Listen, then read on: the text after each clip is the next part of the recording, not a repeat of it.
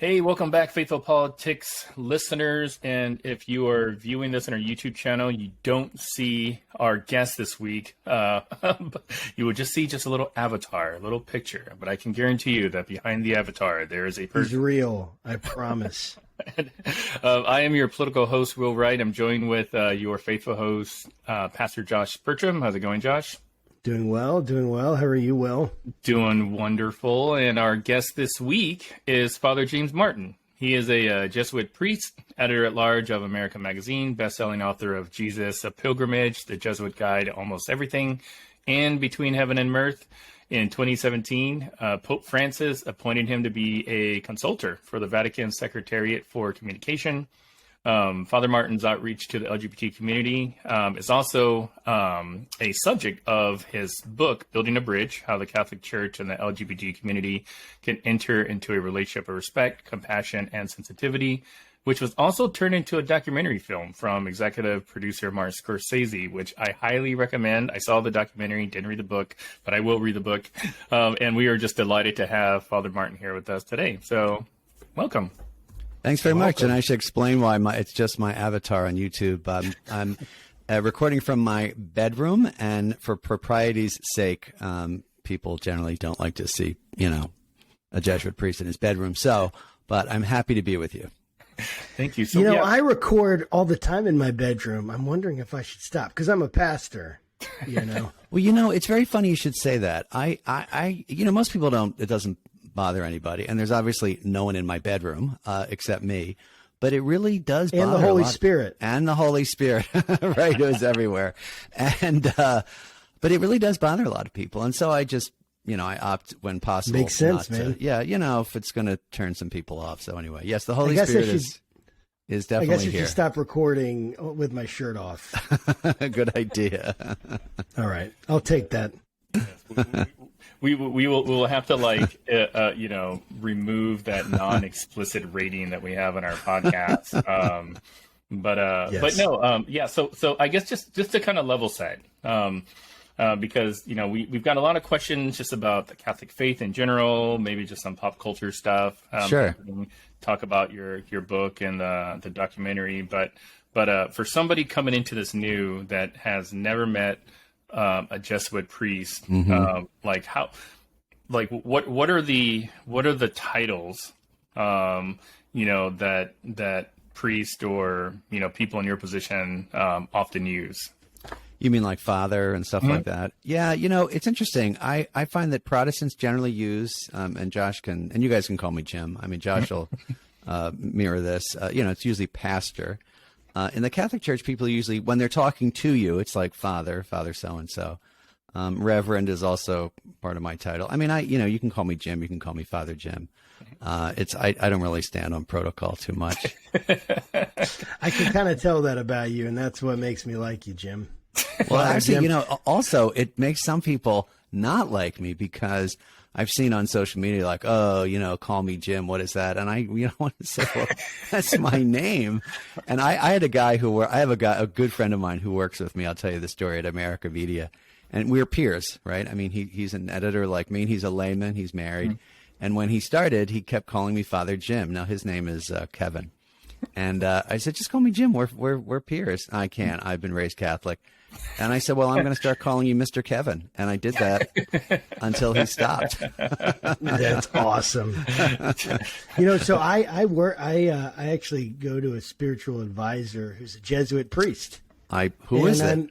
His name is, I wonder if I should say it on the podcast. Maybe you shouldn't, but anyway. Well, I need to get his permission. I'll ask you afterwards, but I'm actually curious I'm sure if you I know him. Where do you live? Am I allowed in to Richmond, ask that? Virginia. Yeah, I think I know. All the time. I think I know who it is. So yeah. Yeah, he's awesome, and I call him Father. Yeah, and look, the other thing is I don't prevent people from doing that if they feel comfortable. Like I'm not going to say, but in this case, when the guy I was working with, I said you can't call me Father for the next 20 years. But anyway, so Father or Reverend or Jim is fine. As they say, awesome. just don't call me late for dinner. So like your one of the other titles that are ascribed to you as Jesuit priest. So like, what is a Jesuit priest? Yeah, now that's a little more difficult. Even Catholics don't get this. All right, so in the Catholic Church, there are, as we know, priests and sisters and brothers. Okay. So some priests are what we call diocesan priests, which is the ones that most people are familiar with. That is, they're in parishes. They're under a bishop, right? And, if they move up in the sort of hierarchy, they go from priest to bishop to cardinal, right? So, but there are also what are called religious orders. Now, the ones that people know the most would be like the Franciscans. They live in community. They take vows of poverty, chastity, and obedience. The Jesuits are like that. We're a religious order. We were founded in 1540. And in that order are priests. Some of us are ordained, right? In fact, most of us are. And so we are religious order priests. Now, Pope Francis is a Jesuit, which now the thing that gets even more complicated, which is really it really does confuse people, is that we're all priests. We're all part of the Catholic Church. We're all under the Pope. From time to time, the Pope can ask a Jesuit priest who's in a religious order to become a bishop. Yeah, and like in places where there's, as we call them, mission territories, where there aren't a lot of local clergy. And so they become bishops. And now we have a Jesuit who's a pope, which has never happened. And, for years, people would say, well, no, you can't be a Jesuit and a pope because it would just never happen. And I remember after he was elected, people were like, hey, wait a minute. I thought you told us. So it's quite complicated, but it's basically I'm a priest within a religious order, and it's called the Jesuits' formal title, Society of Jesus. So that's my précis on that. That's awesome. So just so I understand, so it's kind of like the Catholic Church, for lack of a better term, and I'm not trying to be offensive here. No, not at all. Like the army in the sense that you have rank. That's right. Clear rank, clear hierarchy. The Pope, he's like the commander in chief, right? That's right. And then you have cardinals that would be like generals. That's correct. And you would have like, what's next? Well, beneath that cardinal is kind of an honorary title, but beneath that would be archbishop, bishop, priest, things like that in terms of hierarchy. But you're absolutely right. And then within, that's a really good, actually, I've never thought of that analogy. It's a great one. Within the military, you have the Marines, you have the Navy, you have Army. And, maybe like you have like the SEALs. Yeah, right. You have like the SEALs. And within so the you're SEALs, like the Navy SEALs of the Catholics. Well, they do call us the Pope's Marines. Pretty funny. But actually the SEALs, I don't mean in terms of that we're so elite, but the idea would be you're a SEAL and you're like a colonel or a major or something. You're still a major, but you're kind of in the SEALs and you're still in the military. Do you know what I mean? So, right. Maybe a SEAL, that's actually a great analogy. Maybe a SEAL could be the chairman of the Joint Chiefs of Staff. So that's how it's kind of. So that's what's happened to the Pope. That's actually a great analogy. That's what's happened to the Pope. Well, you can have that for free. You don't I will have steal to it. credit it. I'll steal it and credit it. Absolutely. And so we have the regular priests, and they're like the privates, dude. They're like the ones who are like, and then you have what, a bishop? So it goes. So yeah. So what happens is in the diocese. So let's take Richmond. I mean, Richmond's a diocese. So Richmond. You're a priest. You study in the seminary somewhere, and then you are assigned in your diocese. It's usually guys from that area. Like, I want to be a priest. I joined the seminary, and then they're like, okay, you're ordained. Now you take this parish, okay, and then you work your way up, and you're usually a pastor. Now in our situation, pastor is the head of the parish. There might be 2 or 3 priests. Then, the Pope might say, now we want you to be bishop. So bishop of the Diocese of Richmond. Okay. And then maybe you go to like Washington or somewhere bigger. And then, now this is not really a rank thing. This is just more of an honor. Then the Pope might say, you know what? I want you to be a cardinal. And that's like one of my advisors. You will vote for the Pope. And you will, and usually that's where the Pope comes from. So the cardinal thing is more like an honor. It doesn't really have kind of a hierarchy. So anyway, it is kind of complicated. And we've been around for 2,000 years, so it's not surprising it's complicated. No, it's not. I was going to say, how does it feel being part of like an organization that's literally like 600 years old or something like that? Yeah, literally. It is. That's awesome. It is, although it's funny when you talk to people who are in older religious orders, they'll usually tease you. They'll be like, "Oh, you're like 15. You were in 1540. Yeah, we were founded like the Franciscans. We were founded in like 1200." But it's like being. I mean, the important thing is that we're in the church. I mean, that's the important thing. The 2,000-year-old organization. Oh, now, man. Josh, what is your denomination? I'm curious. We're actually non-denominational, but I grew up as Assemblies of God, so crazy Pentecostals, tongue speaking, But although I know quite a few Catholics who have spoken in tongues and kind of a charismatic, revival and renewal that swept through the Catholic Church. And what was that like for you? That's a great question. So that was, the charismatic Catholic renewal after the Second Vatican Council in the 60s, mainly in the 60s and 70s. I think it was a kind of recognition, and I believe, the Holy Spirit, had different gifts for different people. Absolutely. And I think it was it was a movement that went through the Catholic Church. I didn't really participate in it, not because I was against it, but just because my sort of, white bread, bland, suburban Catholic Church, which I love very much, growing up outside of Philadelphia, didn't really talk about that. And I've met some people, who have that gift, and it's really astonishing. And so I would say to people are kind of suspicious. I say, well, St. Paul talks about it, so I mean, look, I don't know how the Holy Spirit works, but I don't have any personal experience, with that kind of gift. Now, so That's cool. Probably one of the, second most famous Catholics in the country, if not the world, is our current president. And I'm curious, we don't have to get into the politics or anything that, but just having a president that seems like a devout Catholic, and to be honest, I don't even know what I mean by saying devout Catholic, but like he attends church every Sunday or he does. But I'm curious on what does that mean for you? What does that mean for the church?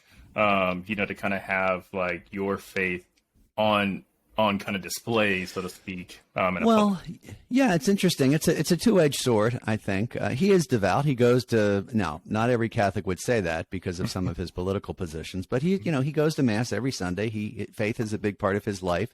When he speaks about it, he speaks about it very articulately. Like a lot of our presidents, they have real, I think you can tell when they have the language, they have the experience, and, lots of different presidents from, different, both parties. When they open their mouth and they start talking about it, you say, all right, this guy kind of has this experience. So we're very proud of him. I think that, he's only our second Catholic president. But I knew that, as soon as he took office, that would mean that I think everyone in the Catholic Church in the United States would put him under a microscope about everything he said and everything he did. So I think, and I know I have friends, I don't know him personally, but I have friends who know him, and he is a devout person, and this is a very important part of his life. I sometimes feel sad for people who are religious folks in politics because their personal political stuff just gets ripped apart and misunderstood. And I think about one of my heroes, Jimmy Carter, who in that famous Playboy interview, maybe before your times, talked about, I've looked on a woman with lust in my heart, which is, he's basically using gospel imagery and using New Testament terminology, which doesn't often translate into secular, the secular world. And people jumped all over him for that, So that I do feel sorry for people who, when they open their mouth and they say something that is really sincere to them, they get kind of pilloried sometimes, and it's kind of sad, I think. Yeah, it's definitely really sad. Well, it's like pearls before swine, right? I mean, says Jesus, right? I mean, you have something that's really meaningful to you, and then people, they trample all over it, just like Jesus said. Yeah, I mean, there's been I agree with you, and what's interesting to me. So I was at a retreat, and it was at the you probably know of it. Something on the Potomac. It's like a beautiful place. Loyola on the Potomac in Faulkner, Maryland. Yes. Yeah, that's gorgeous with the bald eagles. Yeah. Oh my goodness. Yeah, it's a great place. It was amazing. So I was there. It's great. They let me come to a retreat. It was so nice. Yeah, and I was just kind of awestruck by like walking around, but I was with one of the his father Peter, I think it was his name, and I was talking with him, and I was listening. I would go to mass, and of course I'm not Catholic, so I wouldn't participate in the Eucharist. Yeah, the Eucharist. It's okay, and we can talk more about that. Yeah, sure. But he was talking. And he was like, "Yeah, when I had Justice Gorsuch in my geometry class, exactly. And then like Kavanaugh and some, I'm like, what? Yeah, I'm like, so like, and he was just saying it like it was nothing. And then he was like, and he was here's what was so interesting, and I'd like to get your input on this. Sure. He basically said, I was there essentially when they were about to overturn Roe v. Wade. Like it was very close to that. And he was like talking very openly about we need it overturned, we want it overturned, like this should be what's happening, and just right there in the mass. And I was interested, so like the Catholic Church and politics, like it doesn't seem to be necessarily the same kind of like, hey, we should separate, church and state, which I think people take that way too. Like, I don't think people really understand what that means often and jump to things. But how has it been in your experience, like the mix of politics and the Catholic Church and the Catholic Church's advocacy? Well, it's usually for very political positions. Yeah, it's usually very volatile. And I think that here's how I look at it. And again, and we talked about this before we went on the air. I am not this political junkie. I'm not a politician. I'm not a lawyer. I'm not a political scientist, so I don't know the ins and outs. But the Catholic Church has certain positions, on life, on poverty, on love, on forgiveness, on all sorts of moral questions that it teaches, right, and that it has a right to teach. I do think, though, that and so if some of these teachings come off as political, so be it. So if I stand up in the pulpit, or I read an article saying Jesus Christ asks us to welcome the stranger, and people say, oh, you're being political. No, we're actually not being political. We're just talking about the gospel. If I say, I am for the sanctity of life, something like that's, part of my Catholic belief. I do think there is a line, though. And I do think, we shouldn't, I believe that we should not be, for example, endorsing candidates. If you don't vote for this candidate, you'll go to hell. So I tend to leave out specifics when I preach, because one of the problems is you tend to divide your congregation. So if you say something that is, I endorse whatever, I endorse Donald Trump, or I endorse Joe Biden, or you're going to go to hell if you don't vote for Joe Biden because because Donald Trump supports immigration, blah blah blah, and in this way, or doesn't support it. And if you vote for Biden, you're going to go to hell because he supports abortion. What happens is you end up splitting your congregation, which I don't think is good. Pope Francis, I think one of the most helpful things I've ever heard is Pope Francis has said, we are meant to form consciences, not to replace them. So I think for me, the line is really pretty clear. I don't endorse. I don't say this person's going to hell. I don't say vote for this. But I think in general, it's important to stand up for beliefs. So for me, I also tend not to use names. If that makes sense. Right. Republican, Yeah, totally. Democrat, Trump, Biden, Obama, Clinton. I just keep it out of it. Makes sense. So, yeah. That is really cool. And since you brought up the Pope, in the Vatican News recently, they mentioned that you received a letter from the Pope recently.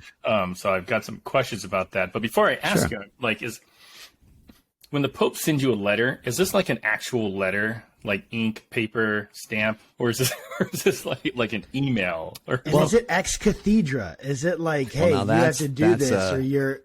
Now the question is, what level? This is like a real inside baseball question, but ex cathedra, is it teaching? Is it an official teaching? And there's levels of teaching, which I always explain to people like this. If the Pope sends out an encyclical, a letter saying whatever, that faithful politics is the greatest show in the world and you must listen to it, all Catholics must listen to it. Do you think he'll listen to this one? That's right. Now, that would be a high level of teaching, right? Meaning it's an encyclical. He's sending it out to the whole world, blah, blah, blah. If he says it in an interview, little less of a teaching. If your parish priest says, if you listen to Faithful Politics, you're going to go to hell, little like lower level of teaching. So there are levels of teaching. A letter is not a high level, but, he is saying something. But to answer your question, generally speaking, I've actually not talked about this before. Generally speaking, when he writes to me, his secretary sends me a PDF of the letter that he handwrites. And if it's formal, this is really inside baseball. If it's formal and meant for public consumption, it will be typed out on letterhead. That's kind of how you know. And that's taken me years to figure out, because once he sent me a letter and I was like, wait a minute, is this for me? Is this for everybody? And I ended up having to ask his office. But it is, and sometimes I will get them in the mail. I mean, later on, sometimes they will send them. Right. It's an honor, always an honor. Of course. And that's amazing. Blows me Can we away get him still. on? Can we get him on the podcast? You think? Good luck. Does he do podcasts? He does. Well, he does interviews. He's done. He does interviews. He did an interview with our magazine America Media a while ago. He does more and more, and I think it's difficult for some people because he tends to also, as you know, he kind of tends to talk off the cuff. And so to your question, Josh, if he says, I have to tell you this funny story. This is a really funny story, and it is not one that was repeated, but it's not going to hurt him. So when we interviewed him at our magazine, one of our editors said, this is so funny, and there's a picture of her doubled over laughing. And I said to this editor, what was he saying that was so funny? And she said to him, my kids, she has 3 kids, have said to ask the Pope, what do you like better, dogs or cats? And you know what the Pope said? The Pope said, I'm not answering that, because if I say cats, the headline for the next week will be Pope hates dogs. So that's Totally. the thing. He speaks off the cuff, and sometimes, it gets him into trouble. That's so funny. So I guess what was the letter? And what did it say? Yeah, more inside baseball. So there was an interview with the Associated Press where Pope Francis came out against the criminalization of homosexuality, meaning, as you know, in many places it's illegal and you can be jailed and some places killed. So it was a great step forward. In that interview, he was imagining a conversation, and you could hear him. He kind of changes his voice. He says, oh, being gay is a sin. But no, there are many sins. He was kind of imagining a sort of hypothetical conversation. Well, Right. the headline said, being gay is not a crime, says Pope Francis, but being gay is a sin, which the Catholic Church does not teach. Simply being LGBT is not a sin. And so I wrote to him and said, and that was getting picked up everywhere. And I wrote to him and said, Holy Father, I think this is being misinterpreted. So what did you mean to say? And he wrote me back and he said, no, basically what I was just repeating what the Catholic Church teaches, that any sexual activity outside of marriage is sinful, but there are lots of things that mitigate that, right? Different circumstances. And so it was a really pastoral response. And my sense, I don't want to speak for him, was that he was happy to kind of clarify that. So that's the problem with a lot of these interviews, because, he's imagining a conversation, he's imagining what someone would say, and then people don't get it. That was what the letter said. Dude, if I had people looking at every single word I said right. and scrutinizing it, I would be in real big trouble. Yeah. Well, they do that to me, and it is a kind of a pain in the neck. And it's just, it's crazy. And people, they don't give you the benefit of the doubt, So anyway.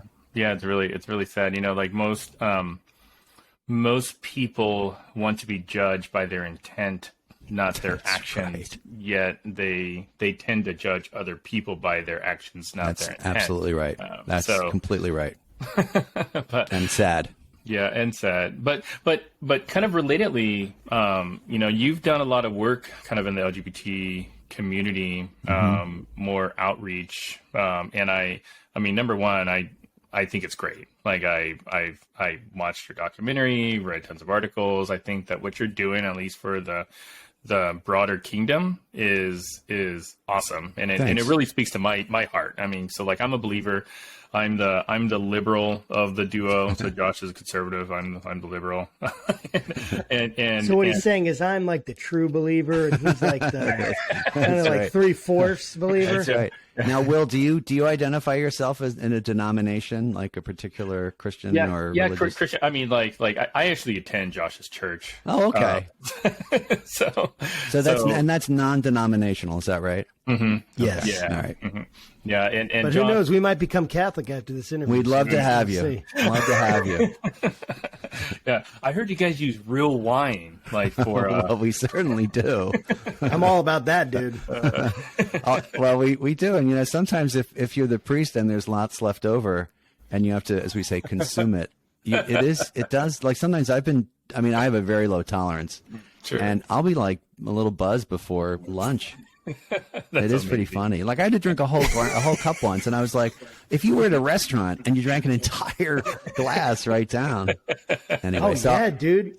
It's That's amazing. Does go to your head. So, Will, I'm sorry I interrupted you. That's fine. So I wanted to ask you a little bit more about sort of the Building a Bridge book, documentary. Kind of what was the basis for it, I really like for our audience to just kind of hear that story because I think it's really powerful. Yeah, sure. So at the Pulse nightclub massacre in 2016, when 49 people were killed at this gay nightclub, I noticed there was a real stunning lack of response from the U.S. bishops. And I thought, these poor people, they're kind of invisible to the church even when they're dead. What is it going to have to take? It's horrible, yeah. Yeah. And so I did a Facebook video that, as they say, went viral when that was a good thing before COVID. And then that turned into a talk, which turned into a book called Building a Bridge. That was I had gotten an award called the Bridge Building Award. And I thought that was a good metaphor, building a bridge between the institutional church and this community.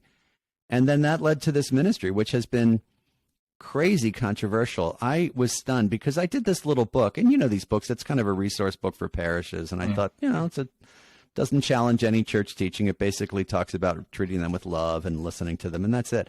People went nuts, and they're still going nuts. I mean, you Google my name online, and I was called last week Prophet of Satan by a number of publications, and my friends were all teasing me like, "Are you going to change your Twitter handle now to Prophet of Satan?" But so that's the ministry is basically outreach to the LGBTQ community, Catholic community mainly.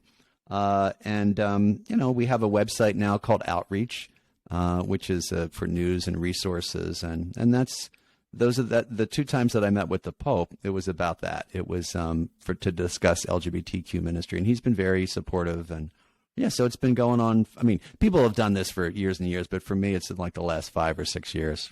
I mean, like, so like part of this, I mean, as a Christian, mm-hmm. And I'm relatively newer in the faith. I came to Christ back in 2008. Welcome aboard. Yeah, thanks. And prior to that, I mean, I was an atheist. I dabbled in Wiccan. I was all over the place. But if there's one sort of like prevailing mantra I kept hearing from Christians, it's that being gay is a sin and you're going to go to hell. And I'd be curious to kind of see, like, one, if that's true or if you believe it. I don't have any thoughts personally about it, but like, and then two, like, how do you talk to people, in the LGBT community, knowing that that's sort of the prevailing message from most believers in the country? Yeah. So first of all, I'm not going to challenge any church teaching here, but so what I say, you might be surprised at how open it is. Simply being gay, simply being LGBTQ is not a sin, right? I mean, people are born that way, and there's nowhere even in the catechism that talks about that. Now, the church is against, for a number of reasons, same-sex marriage and those kinds of things. But I think, what we have to look at first is, how these people are beloved children of God. The other thing I like to say is this, look, and you probably have this in your denominations. There are all sorts of different kinds of sins and ways that people aren't following what the church teaches exactly. In the Catholic Church, birth control is a sin, right? It's up there with, it's up there as a sin. And yet 80% of married couples use birth control. right? So they've made in their consciences, they've made a decision that this is, they understand Jesus, they understand the Gospels, they understand church teaching, they also understand their conscience. No one says, look at all those married couples in your church. Why are they here? Or 60% of Catholic youth are sexually active, college kids. And, if I gave a talk at a college, no one says, why are you talking to all those sinners? But it is the LGBTQ people that are just labeled like this. And it's as if there's nothing else where people's lives don't fully conform to church teaching. What about people who are like mean or not forgiving or don't help the poor? So it is kind of a singling out. And to your point, Will, I think one of the reasons that people feel like that is because that's all they hear. That's all they hear. And, imagine if, to take a crazy example, imagine if every Sunday a Catholic priest would get up and rail against birth control and all you horrible people and all you terrible couples and you're blah, blah, blah, and you're destroying life. And, eventually they'd say the Catholic Church doesn't like married people. And so that's kind of what's happening. It's just they're kind of driving them out. So anyway, I'm curious about your guys' experience. What do you think, Josh? I mean, you must have people who come to you and. Yeah,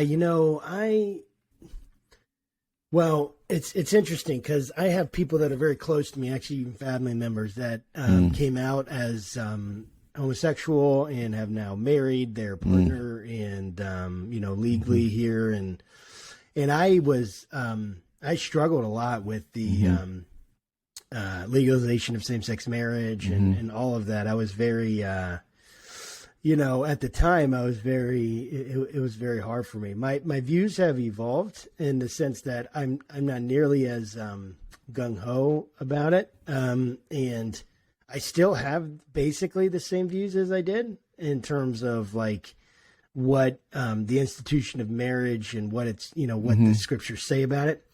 But I'm not nearly as dogmatic and really as judgmental. And that's the biggest thing is the judgmentalism. And I see my own sin and I see myself as a recipient of God's mercy and what's different for them. And so that's kind of how I do it. And I was wondering and I know I see that you want to respond. I want to give you a chance to do that. No, it's okay. I'm listening to you. I'm curious. Yeah, but I'm one thing that I'm interested to hear, if you can do it. What's the logic in the Catholic Church behind hey, same-sex marriage? We're against it, right? Or even the admission. Okay, these people have been born. Yeah. With this, what I don't know. What do they call it? They call it an orientation. An orientation. Yeah. So is it an orientation towards sin? How does the Catholic Church in their logic bring about hey, this is where our position is? Yeah, well actually that's easy to talk about because it's pretty clear. So the Catholic Church teaches that people have certain ends, ENDS, right? This is a lot from natural law, and the end, the goal in a sense of sexuality is procreation, is marriage, right? And men and women have this goal to be together, and that's how people are ordered. Okay, so we're ordered toward that. So the church teaching, the catechism teaches that homosexuality is what they call a disorder because it's ordered toward something else. And so the person is not sinful just in him or himself or herself. Right. But that inclination, because it's ordered that way, is not ordered in the way that the church sees marriage. Okay. Now, the difficulty with that a lot of critics have is, look, when we were understanding this, a lot of this comes from Thomas Aquinas and natural law in the 13th century, 14th century, 13th century, I think. And we understood human sexuality differently. A lot of LGBT people actually argue, look, actually God has made us, in the right way. We're not faulty. We're not disordered. And what we're ordered toward is, love and companionship and being together. And so the church needs to, say these people, change their teaching. Now, I always ask people to consider this, and this is an open question. I had a friend whose name was Carlos, and he in our church was, this may be inside Catholic talk, a Eucharistic minister, meaning he gave out communion to people, a spiritual director like your friend at Faulkner, a hospital chaplain, and what else? And a lector. He read. I mean, you can't get more. Like, he was a pillar of the church. Right. He was also gay, and he was married for like 20 years, and he got cancer, and his husband, Jim, took care of him, took him to chemo and radiation and surgery, and you know what that's like, and really cared for him all the way until the end. And one of the questions I always ask people, and I tell the story a little longer, is that love? You know, and were their lives ordered in the right way? And I think it is incumbent upon churches to meditate on that. You know, what is God revealing to us? Is that love? Is it a holy love? Is it something that's self-giving, which is what Christ asks of us, right? It's a selfless love. And so I think the church does need to meditate on that. So I'm not challenging church teaching, but I do think that the church has to look at that and to say, what is God revealing to us in that kind of love? It's like what I hear you saying is we need to not give up on doing the hard work of difficult thinking and contextualizing our theology to the realities of today, which makes us ask, okay, what things are essential and what things are we putting up that we're giving even more weight than, say, any love, like that it's worth, right? Yeah, absolutely. And then also when we look at the scriptural bases for these things, you know, one of the things I always like to challenge people with is this. People say, well, you know, Leviticus says it's an abomination. Absolutely. St. Paul says it's this. Absolutely. Leviticus also says we should stone people who take the name of the Lord in vain. And I say to people, do you think we should do that? And they say, no, of course not. You say, why not? Well, we think of these things differently in different contexts. And I say, well, suddenly when it comes to homosexuality, we become like literalists when we're not doing that with the rest of Leviticus. You know, I mean, we're not being consistent. No, we're not. I mean, and I say to people, do you think women should be stoned for committing adultery? No, of course not. Well, why not? It's in Leviticus. Well, that's different. Well, how is it different? Well, we understand it differently. And yet I think sometimes religion, and particularly those passages, become a little bit of a, not always, a little bit of a camouflage for basically just homophobia. You know what I mean? Like, well, like we're going to take that literally because we just don't like gay people. Whereas we can forgive people who take the name of the Lord in vain and all that kind of stuff. Right. So, all sorts of but other to your stuff. point, I love that what you just said, the hard work of thinking and looking at experience. Yeah. Yeah. Yeah, that's super cool. I'm really glad that you explained it that way, because we did a whole series last year during Pride Month, and we had some voices on the program that I'm fairly confident people have never heard from before. So we had a doctor who provides gender affirming care, just to kind of. And we asked our audience for questions. so I'm sure you got a lot.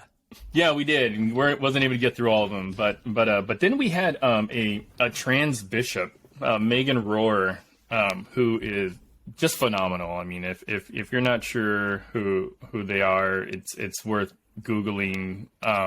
But their heart was just in the right place. I mean, you know, and you hear from them all the discrimination, all the derogatory. Oh, it's unbelievable. Comments, and then they said it's mainly from church people.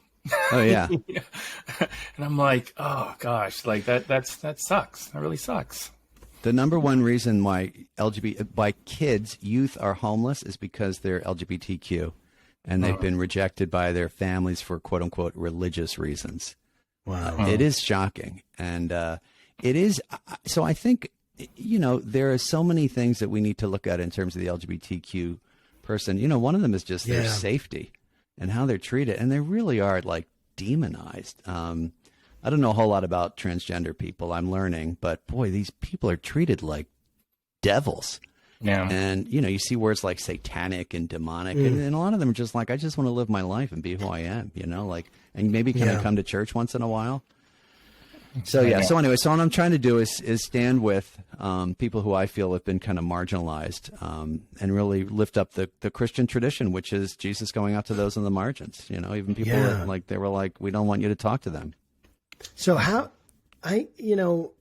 this just comes up to me because I think it's beautiful. Like, so Jesus, obviously, when he came, he spent time with people that the religious elite of the day did not Absolutely. approve of. Yeah. Yeah, and the kind of people that would make him ceremonially unclean, the kind of people that would, which essentially made him morally suspect, right? In that culture, it's not like, and certainly not Messiah material. No Messiah material would be hanging out with these people. Exactly. And I guess my question, like, Jesus obviously found some way to remain holy and be with really unholy people. Mm-hmm. And and I'm not saying that any of us, right, have the holiness or some claim to godliness that the Son of God did. But my question is that, like, how do you manage the tension of, on the one side, the clear teaching of the church, and maybe even understanding what the church is saying and even agreeing, or whatever it is, you understand the logic, you understand what it's saying, you understand the ins and outs of the theological, details that go into all this. How do you manage the tension of understanding all that and yet being an advocate for this group? And I think it's a great thing, by the way. Yeah. I'm just wondering that there's obviously a tension there, and if there isn't a tension, then something's going on. I think one of the great understanding. Yeah, no, not at all. That's a great question. One of the analogies I like to use again, which is less fraught, is if you're a college campus minister, right, and 60% of your kids are having sex, are you with them? And most would say, of course. Yeah, I mean, they're not perfect. They're struggling. Yes, I love them. So there's not as much tension there. I think the reason we see so much tension with the LGBT stuff is because they are constantly, and I'm not saying you're doing this, they're constantly being lifted up as the sinner, the only people who are not following church teaching. And, frankly, I meet so many of them who are just good, like my friend Carlos that I was talking about. Like, I think that's love. And I think when, he and Jim were together and Jim was pouring himself out, I said Carlos's funeral mass, the church was packed. And so I think we have to recognize the love there. And I think that's what Jesus did. And, the thing is this, if the Gospels tell us anything, it's that everyone is called to conversion of a certain kind, and what does Jesus do? Jesus goes out to the people who, as you say, people don't think are deserving. Right. I mean, the Roman centurion, the woman at the well, one of my favorite stories is Zacchaeus. Now, I want to spend a second on that. So Zacchaeus in the Gospel of Luke, as you both know, is the tax collector in Jericho. And of course, he would have been seen as the chief sinner. And Jesus reaches out to him. He climbs a tree as he's coming through Jericho. And one of my favorite lines, I think, in the entire New Testament is when Jesus reaches out to this man, and I'm not comparing LGBT people to Zacchaeus because he's a sinner, but because he's on the outs.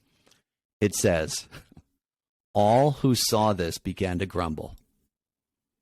And, Jesus is like, and I always laugh because this is Jesus doing it.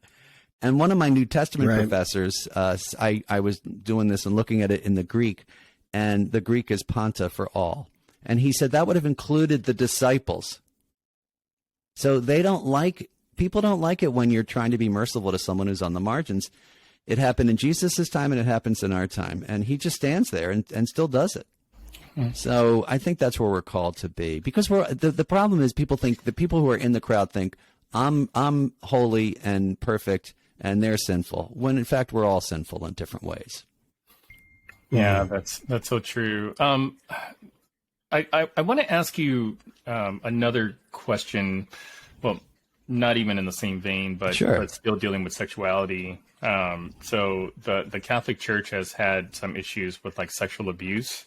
That's an understatement. Yes.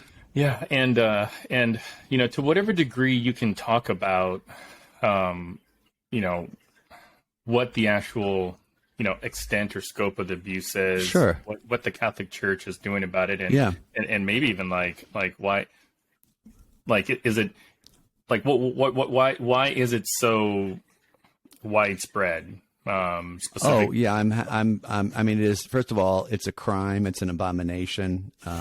I think one of the first things to know is that any priest who is credibly accused is removed. I think the other thing to remember that it is not, something that has to do with celibacy or Catholicism. We see it everywhere, right? We see it mostly in families. I think something like 4% of priests worldwide have been credibly accused. Wow. It's very high, and yet, by the same token, it's about the same in the general public, in Right. fathers, families, football coaches. I mean, all sorts of things that you're seeing today, Right. more and more. I think there's a lot of reasons for it. First of all, some people have that unfortunate predilection, right? So it seems like that's their attraction, right? Second of all, I think when these things were raised in the church, I think initially people just couldn't believe it. Like I'm talking about in the 50s and 60s, like that, this is so horrifying. Then what happens is then they cover it up because this would, quote unquote, as we know this is a Christian thing, cause scandal, give scandal to people. And then also I think a lot of the bishops just didn't know what to do with it. One of the things I've talked to bishops about has said, like in the 60s and 70s, a lot of psychologists thought this was, and you'll understand this, a moral problem, meaning you're doing something bad, you should stop, versus like a psychological problem. So it just kept going on, and it's horrible. I have to say, I lived with two guys who were removed from ministry. They both died, and it's horrible. It's horrible what they do to people. It's a crime, and they should look, if it's a crime, they should be in jail. But I do think the Catholic Church has made great strides. We've tried to be kind of a leader in this. People are removed immediately, even the slightest hint of anything. And we go through all sorts of training about how to recognize things, and I'll say it, turning people in, and we should, and we're really getting. It's a shame. I was just thinking about this morning, actually, because the stereotype of the Catholic priest now is like the abuser of kids, which to me is just, I have to say, it's terrible. It's like repulsive to me. I think some people are just kind of built that way, unfortunately.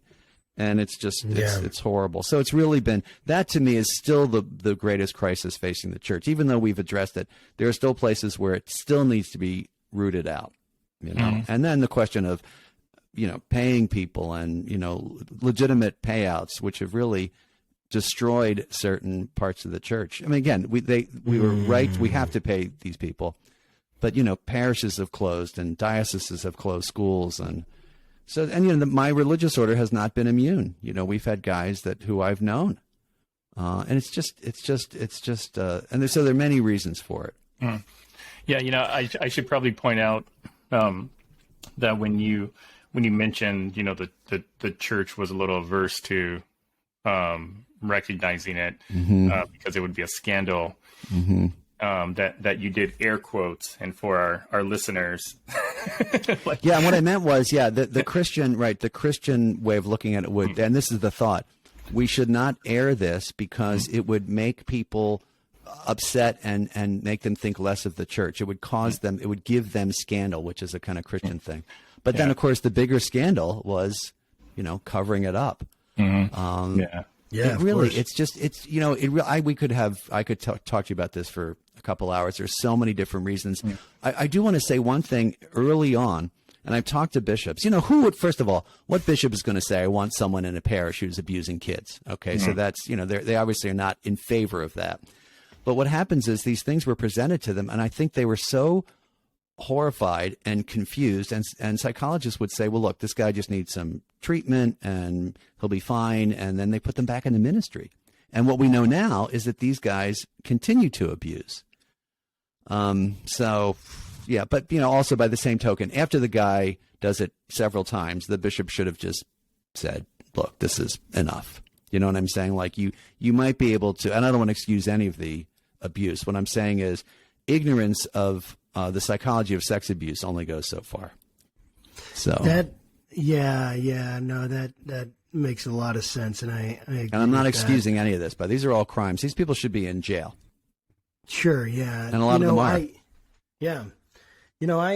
I was thinking as you were talking, you have this you have these this example of and these events that happened where these priests, displayed something that clearly the church would have seen and rightly seen as as a significant disorder of their conscience. Yes. Right. And of their heart and mind. And my question as you're coming to this, right. And again, this just to make sure that I'm very clear. Sure. I am not saying that same-sex attraction is the same, right, as attraction to as pedophilia, right? As attraction to a child or teenager or whatever. Right. Mm-hmm. My question as you're coming to it, like, and particularly, and I don't know if this is going to make total sense, but particularly, how do you, again, like, even walking me through the hermeneutics of how you move from what the scripture says to how you treat and help care for people that have any of these kinds of, and any kind of disorder. I understand thing, what whether you're saying. So let's say, right, what do we do with someone who is, unfortunately attracted to kids, right? Okay. Now, part of it is, there are certain things that are just, I think we can all agree, out of bounds, right? And one of the things that we should do, and that the church is now doing, is that you don't accept these people into seminary, right? And I do think that there is and I know you're not saying this, there is an enormous difference between two consenting adults and what is essentially, raping a child. And I don't even have to say essentially. Yes, and so it is. So I think the easiest way to understand that is to not have these people in any sort of positions where they can be have access to children.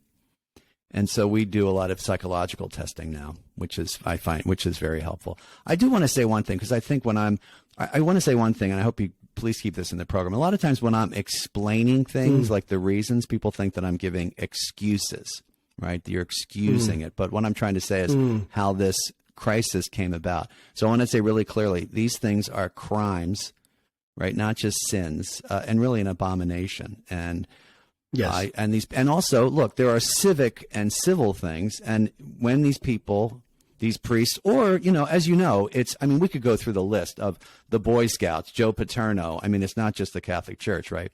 When these people do these things, they should be in jail because society has decided that this is, and it's an abomination. It kills me. But, look, I'll just say, as a Catholic priest, I mean, I have two nephews, and I love being, little kids are so much fun. I am extremely, I don't touch any child now, not even like pat them on the head anymore, which I think is appropriate, but because I know how people are looking at me, So that makes a lot of sense. Yeah. I mean, and in some ways that's sad, because there's appropriate touch and there's appropriate, affection that people like. Well, kids come running up to you and throw their arms around you. Of course they do. Yeah, and it's funny. I always say to people, Josh, it is sad right now, but it's necessary for the church to regain some sort of. And I also think, people need to know that these priests are out of ministry. They're out. I mean, you do anything and you're out, and you should be. And again, the Netflix documentaries make it look like they're all still in there, but of course that's not the case. No, and then thank God. And it took us long enough to get rid of them.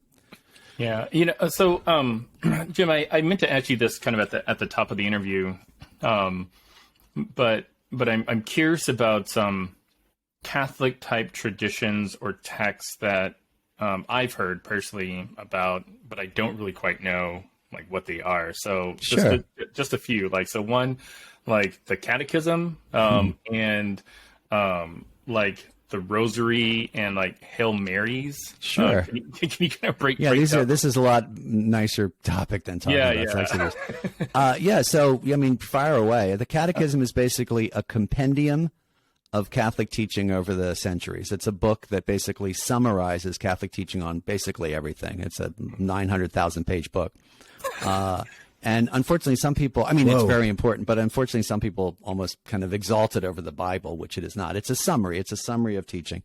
A rosary is a series of beads that basically you use to remind you to pray certain prayers, like the Hail Mary, which is a prayer in honor of Mary, who, I mean, I'm sure you know Mary. And it's the angel Gabriel's words to Mary. Hail Mary, full of grace, the Lord is with you, from Luke. And then the rest of it is, taken from another part of the Bible. Yes, it's a prayer like the Our Father. It helps people. Prayer beads, basically. Any other? These questions are easy to answer. Any other Catholic trivia you want to know about?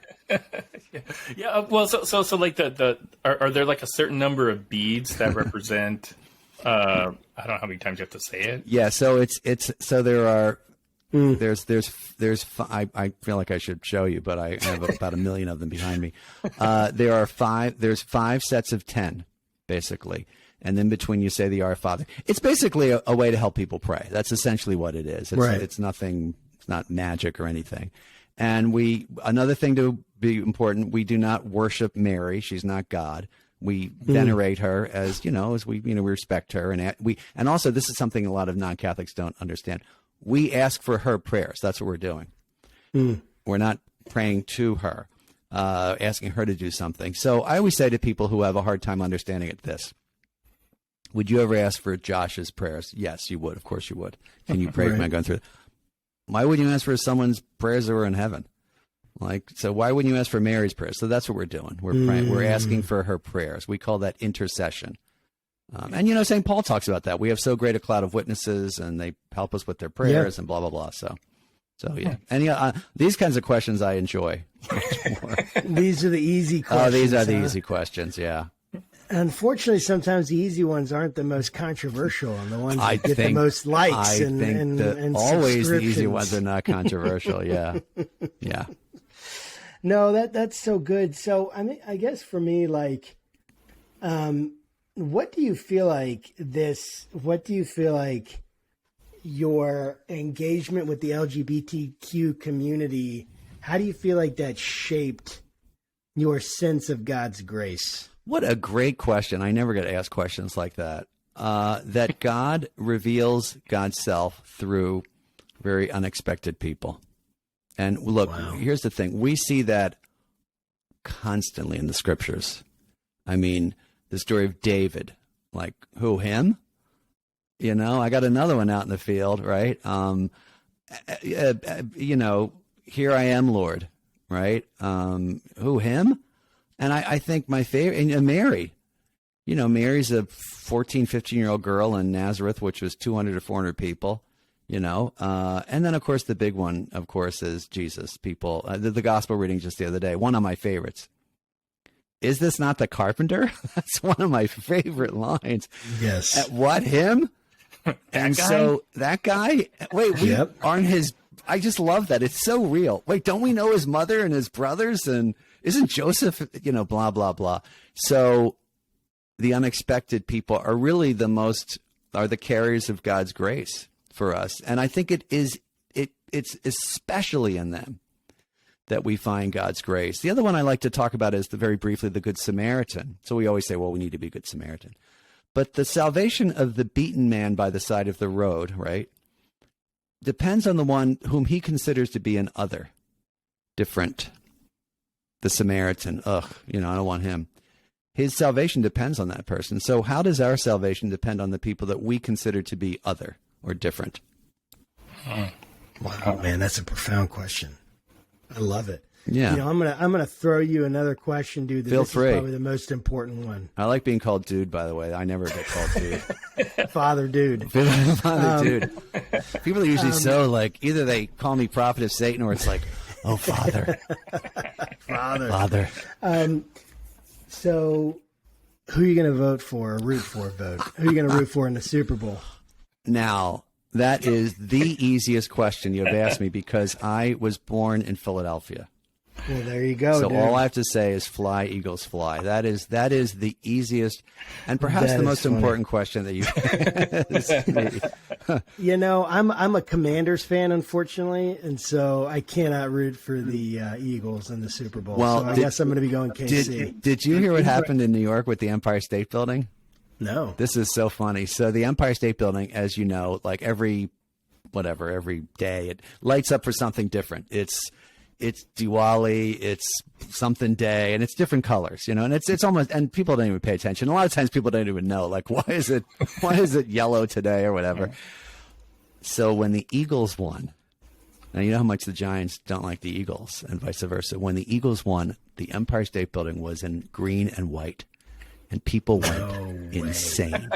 And I even said on social media, look, I'm a huge Eagles fan, but even this would be, as a New Yorker, you know, I said if this happened in Philadelphia, they would burn the building down. They would come and they would burn it down. But I wear my Eagles hat all over town. And I was in the gym the other day. So funny. There's this guy who's behind the desk, and I walk in with this like Eagles like winter hat on. And before the guy even said good morning, he just looked at me and he goes, "You're gonna lose." It's so funny. So yeah, fly Eagles fly. Dude. All right, my friend.